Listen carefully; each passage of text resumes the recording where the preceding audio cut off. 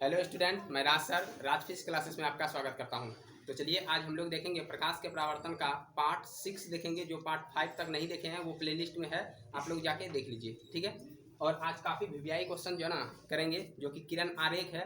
और एग्जाम में यहाँ से कोई भी एग्जाम हो, चाहे 10th हो, 12th हो या कमीशन हो, उस सब में जो है ना यहाँ से क्वेश्चन पूछा जाता है। तो चलिए शुरू करते हैं बिना कोई देरी का।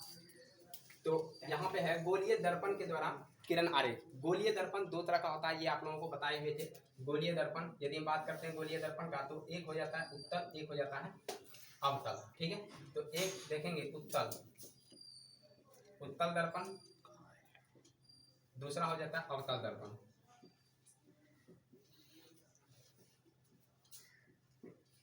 तो यहाँ से देखिए उत्तल दर्पण के लिए जो प्रतिबिंब बनता है वह एक ही स्थिति पे बनता है, चाहे आप कहीं पे रख दीजिए प्रतिबिंब एक ही जैसा बनेगा। और अवतल पर विभिन्न जो है दूरी पर रखेंगे तो अलग अलग बनता है, ठीक है।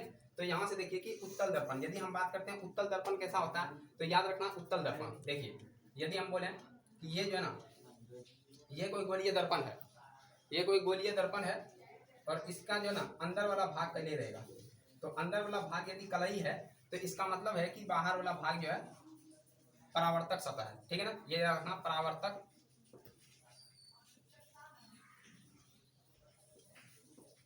परावर्तक सतह। अब यहाँ से यदि हम कहीं पर भी रख दें, ठीक है ना, कहीं पर भी यदि वस्तु को रखते हैं, ये दर्पण के आगे है, याद रखना ये दर्पण के आगे है, दर्पण के आगे वाला भाग है और ये पीछे वाला भाग है। आगे ही रखेंगे कोई भी वस्तु। यदि हम जो ना मान लीजिए कि कोई समतल दर्पण है, समतल दर्पण में हम जब देखते हैं आईना को, तो आईना को देखते हैं तो वो जो ना आईना के आगे हम लोग रहते हैं, यदि पीछे रहेंगे तो दिखेगा नहीं, ठीक है। इसलिए यहाँ पे हम लोग आगे रहेंगे, परावर्तक सतह जिधर होगा उधर ही वस्तु को रखेंगे।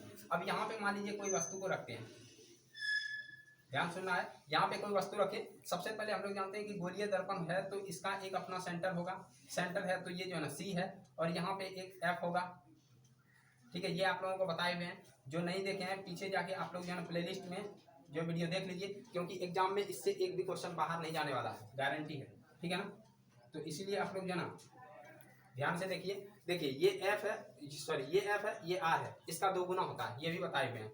अब यहाँ से देखिए कि यहाँ पे सबसे पहला प्रकाश की किरण आएगी और ये जो ना टकराएगा इससे, ठीक है, टकरा जाएगा यहाँ से दर्पण से। और टकराने के बाद हम जानते हैं कि ये जाना चाहिए इधर, लेकिन ये जब टकरा गया है तो ये भागेगा और ये भाग जाएगा जो ना ऐसे करके।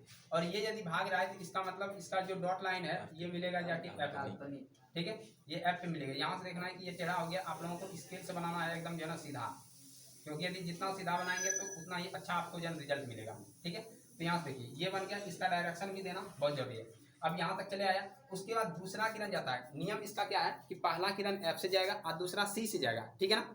तो यहाँ से पहला तो एफ से चलेगा और दूसरा जो है सी से जाएगा। तो यहाँ से देखिए इसको यहाँ से भेजते हैं,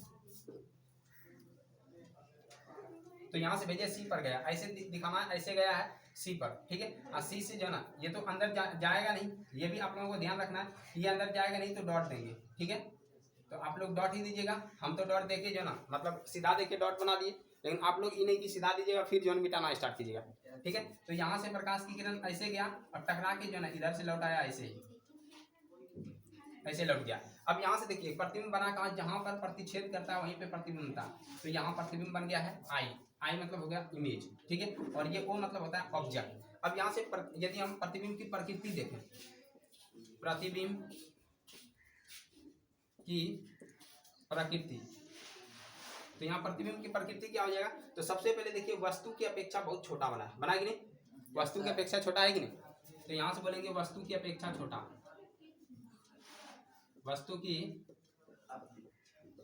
अपेक्षा छोटा बना है, पहला हो गया। दूसरा यदि बात करते हैं तो देखिए कि ये काल्पनिक कटान से बना है, इसलिए काल्पनिक होगा। तो दूसरा हो जाएगा जो है ना काल्पनिक, प्रतिबिंब कैसा होगा, काल्पनिक होगा। तीसरा है जो काल्पनिक है, देखिए वस्तु भी रखे इधर से और ये बना भी इस तरह ही है, मतलब सीधा है, ठीक है। यदि हम बोलते हैं इसका ये देखिए कोई लड़का है, इसका जो ना ये मुंडी है, तो यही मुंडी यहाँ है, ठीक है। तो ये जो ना सीधा बना हुआ है, तो यहाँ बोलेंगे तीसरा सीधा, ठीक है ना। जो काल्पनिक होता है वो हमेशा सीधा होता है, सीधा। और चौथा क्या हो जाएगा, ये दर्पण के पीछे बन रहा है, दर्पण के पीछे, देखिए ये आगे वाला भाग है और ये पीछे वाला भाग है, तो दर्पण के पीछे बनेगा, चौथा हो गया दर्पण के पीछे। क्या यहाँ तक क्लियर है। जो भी वीडियो देखेंगे उस स्किप नहीं करेंगे, स्किप करेंगे तो आपका बहुत सारा नंबर स्किप हो जाएगा, ठीक है। और यदि देखते हैं अवतल दर्पण, ये हो गया उत्तल दर्पण। अब आप कहीं भी रख दीजिए वस्तु को, यहाँ भी रखेंगे तो कोई इफेक्ट नहीं पड़ेगा, बात वही होगा, हमेशा छोटा ही बनेगा, ठीक है। इसीलिए हम लोग उत्तल दर्पण का साइड मिरर के रूप में उपयोग करते हैं। उत्तल दर्पण से जो ना वस्तु का प्रतिबिंब प्राप्त कैसा हुआ, छोटा, याद रखना छोटा, इसीलिए हम लोग जो ना बैक साइड में जो साइड मिरर है उसमें उत्तल दर्पण का प्रयोग करते हैं। अगला देखिए अवतल दर्पण। अवतल दर्पण के लिए हम लोग देखें तो अवतल दर्पण का विभिन्न स्थिति पर जो ना प्रतिबिंब बनता है। जैसे हम आपको यहाँ समझाते हैं, देखिए ये जो ना ये कोई जो है ये कोई जो ना दर्पण है, ठीक है। ये यदि दर्पण है तो यहाँ से देखते हैं कि अवतल दर्पण में कहाँ कहाँ रखेंगे जो प्रतिबिंब बनेगा। तो यहाँ देखिए एक तो हो जाता है मेरा F और एक हो जाता है C, ठीक है। तो अब C के इधर जितना भी है इसको कहते हैं अनंत। ध्यान से देखना C के इधर क्या हो जाता है, अनंत हो जाता है। और यहाँ पे क्या है मेरा P, ठीक है। यहाँ पे भी P आप देख सकते हैं, यहाँ दिए नहीं है, तो ये हो गया P। अब देखिए यहाँ से कंडीशन देखिए कहाँ कहाँ रख सकते हैं। एक तो हम जो है अनंत से लाते हैं प्रकाश को, पहला कंडीशन ये हो गया। दूसरा जो अनंत और जो है ना C के बीच में रखते हैं तो दूसरा कंडीशन ये हो गया, ठीक है। ये दूसरा कंडीशन हो गया। उसके बाद देखते हैं तीसरा कंडीशन क्या है, यदि C पे रखते हैं तो ये तीसरा कंडीशन है। चौथा है C और F के बीच रखेंगे, ये चौथा कंडीशन है। और पांचवा F पे रखेंगे और छठा इसके बीच रखेंगे, ठीक है। 6 कंडीशन है जो कि अवतल दर्पण से हम लोग ज्ञान प्रतिबिंब को प्राप्त करेंगे। तो हम लोग देखते हैं कि कितना जो है कर सकते हैं, वीडियो को ज्यादा लंबा नहीं करेंगे, ठीक है। तो यहाँ से सबसे पहले हम लोग दर्पण बनाते हैं, ठीक है। तो मान लीजिए पहला कंडीशन ले लेते हैं। पहला कंडीशन जब वस्तु जो ना अनंत पर हो, तो जब या तो उल्टा इधर से बनाते हैं, ठीक है ना, 6 से पहले बनाते हैं। जब वस्तु, क्योंकि आप लोग इधर से ही पढ़ेंगे, जब वस्तु P तथा F के बीच हो, ठीक है। अब देखिए यहाँ से हम एक दर्पण बनाएंगे सबसे पहले अवतल। तो ये आप लोगों को याद रखना है दर्पण कौन सा होगा, अवतल दर्पण, ठीक है। ये देखिए एक अवतल दर्पण है, ठीक है, ये अवतल दर्पण। और यदि बात करते हैं कि ये मुख्य अक्ष है, ठीक है। अब यहाँ से देखिए ये मेरा P है, क्लियर है, ये P है। अब उसके बाद यहाँ देखते हैं तो अपने मन से लेते हैं कि ये F है, आप लोग नाप के लीजिएगा, हम तो अपने मन से ले रहे हैं, ठीक है ना, क्योंकि मेरा मन है। यहाँ हो गया C। अब वस्तु कहाँ रखेंगे, P और F के बीच। तो P और F यहाँ हो गया, कहीं भी रख दीजिए इसके बीच, ये नहीं कि एकदम पूरा एग्जैक्टली बीच खोजें, बीच मतलब कहीं भी, यहाँ भी रखिए, यहाँ यहाँ यहाँ कहीं भी, तो आपको जहाँ अच्छा लगता है, हमको बीच में अच्छा लगता है, ठीक है ना। तो यहाँ रखिए। अब यहाँ से प्रकाश इधर से गया ऐसे करके, तो सबसे पहले यहाँ से परावर्तन होगा, यहाँ से परावर्तन होगा, तो पहला F से गुजरता है। कहाँ से गुजरता है, F से। तो यहाँ से हम लोग देखते हैं कि ये हो गया F, ऐसे करके F गया तो एरो दे देंगे, ठीक है। उसके बाद दूसरा प्रकाश कहाँ जाता है, C से जाता है। तो यहाँ से हम लोग देखेंगे कि यहाँ से जो है प्रकाश सबसे पहले निकलेगा, उसके बाद यहाँ से जाएगा C पर, ठीक है। देखिए ऐसे टकराता है, पहले ऐसे टकराएगा और यहाँ से टकरा के इस C पे जाता है, ऐसे टकराता है, ठीक है, इधर से। तो इधर से गया ऐसे टकरा के, ये जाता है C पर। तो आप लोग थोड़ा स्केल से बनाइएगा तो ज्यादा बेटर बनेगा, ठीक है ना। तो ये C से हो गया। तो यहाँ देखिए ऐसे करके एरो मार दिए। तो अब यहाँ से क्या हो रहा है कि ये फैलते हुए जा रहा है, ये कहीं मिलने का चांस है नहीं, ठीक है ना, मिलने का कहीं चांस नहीं है, एकदम पूरा जो है ना सीधा चले जाएगा। अब इधर से देखेंगे, थोड़ा यहाँ टेढ़ा बनाया तो आप लोग जो स्केल से बनाइएगा, ठीक है। अब यहाँ से देखिए कि ऐसे करके जो है ना ये जाएगा इस तरह, उसके बाद ये जाएगा इधर से इस तरह, ठीक है। जबरदस्ती कभी नहीं मिलाना है, जहां मिल जाए वहीं कटाना है। तो ये देखिए यहाँ मिला तो यहाँ कटा दिए। अब यहाँ से प्रतिबिंब का प्रकृति लिखेंगे, प्रतिबिंब की प्रकृति, ठीक है। प्रतिबिंब की प्रकृति देखेंगे तो यहाँ सबसे पहला नंबर देखेंगे कि देखिए वस्तु की अपेक्षा बहुत बड़ा है, वस्तु की अपेक्षा बड़ा है, तो ऐसे लिखेंगे वस्तु की अपेक्षा बड़ा, वस्तु की अपेक्षा बड़ा, ठीक है। उसके बाद दूसरा देखिए, दूसरा हो जाएगा कि वस्तु की अपेक्षा यदि बड़ा देखते हैं तो सीधा भी है, तो यहाँ डायरेक्ट लिखेंगे सीधा। और जो सीधा होता है, ठीक है ना, वो हो जाएगा काल्पनिक। कारण क्या, काल्पनिक कटान से बन रहा है। ध्यान से देखना क्या बन रहा है, काल्पनिक कटान से। तो यहाँ देखना ये प्रतिबिंब कैसा हो गया, काल्पनिक।